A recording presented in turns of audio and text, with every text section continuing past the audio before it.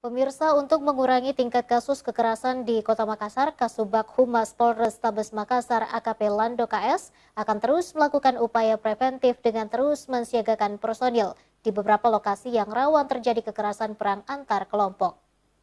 Kota-kota besar seperti Makassar tidak terlepas dengan kasus kekerasan, baik itu perang antar kelompok maupun geng motor. Setiap tahun kasus kekerasan yang terjadi di Kota Makassar masih terus terjadi.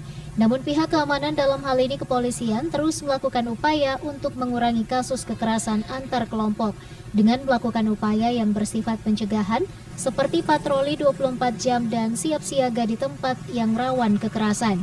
Kasubag Humas Polrestabes Makassar AKP Lando KS menjelaskan, sejauh ini pihak Polrestabes Makassar terus menyiagakan personil di beberapa titik rawan terjadinya perang antar kelompok serta membentuk tim khusus untuk menindak agar tidak terjadi kekerasan antar kelompok.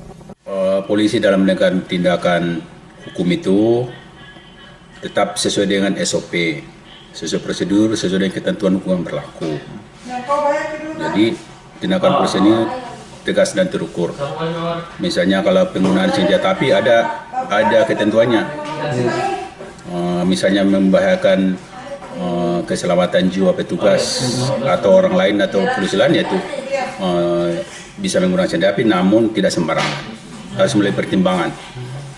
Kepolisian dan menguasai prosedur itu tidak asal menggunakan senjata api. Terkait banyaknya kasus kekerasan di Kota Makassar, AKP Lando KS menegaskan bahwa saat ini Kota Makassar masih dalam keadaan aman dan kondusif. Ardi Jaho, Celebes TV.